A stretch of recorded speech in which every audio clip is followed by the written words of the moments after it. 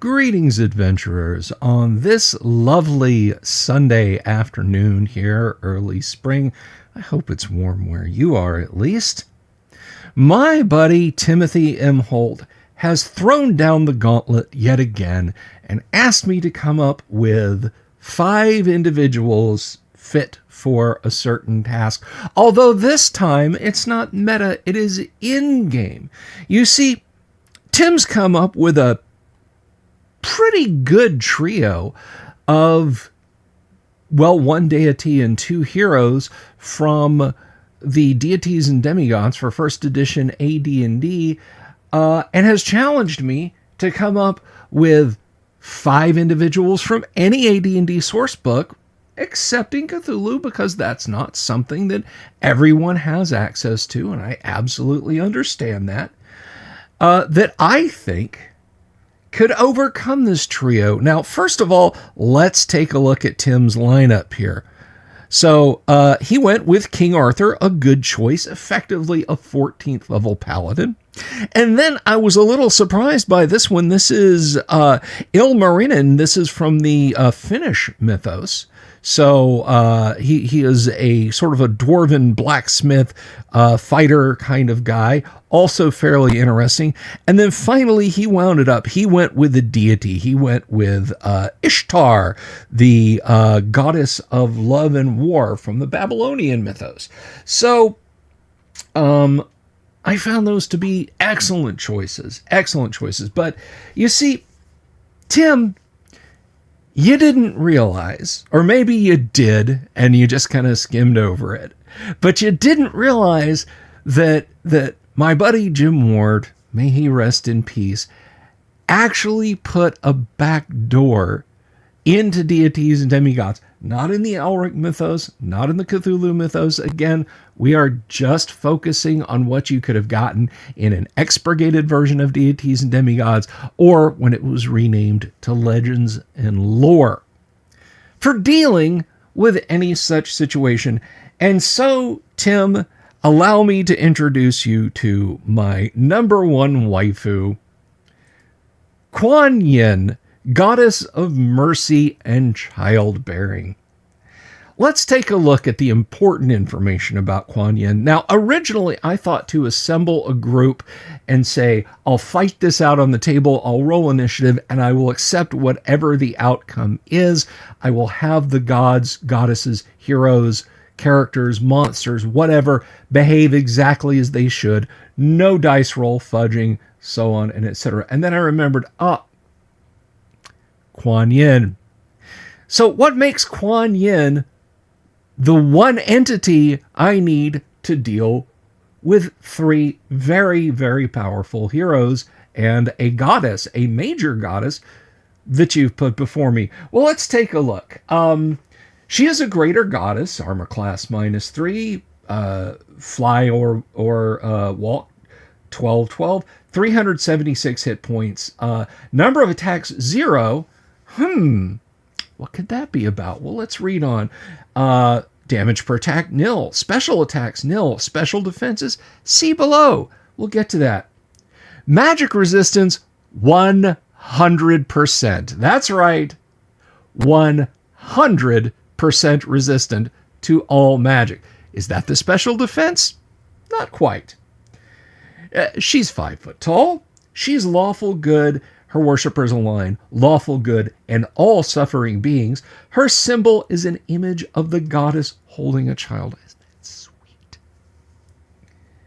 Plane, the 7 heavens. Cleric druid ability, 25th level cleric, 14th level druid. Not as dangerous as you might suspect. She's not a fighter. She's a lover. Her magic user illusionist powers will be detailed below. She is a 15th level bard.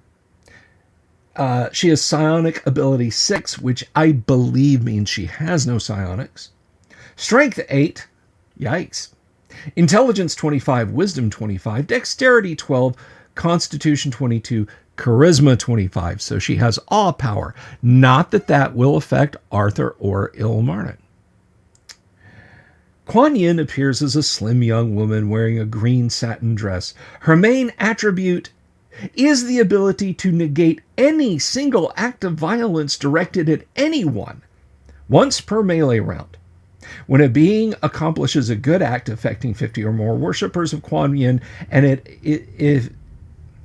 if the goddess is near, that being may be granted a wish, 5% chance. Well, that doesn't really come into play here. Special defense. No act of violence can be directed towards her by any being in the universe. For example, she could walk safely through 500 different types of demons and devils and never be harmed. She has the powers of a 20th level magic user, though she will never use her spells to cause harm. Her main following is with the common folk and all may work in her cause and expect to be rewarded someday. Her clerics are the peacemakers of the world and work diligently for the end of violence.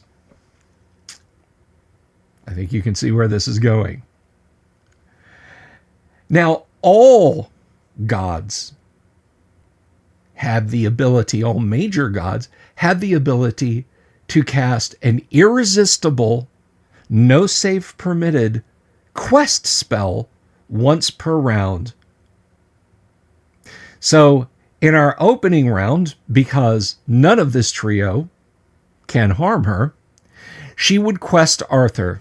I suspect she would tell Arthur to return to Britain to rule as a just and kind ruler, to be a kind and loving husband to Guinevere.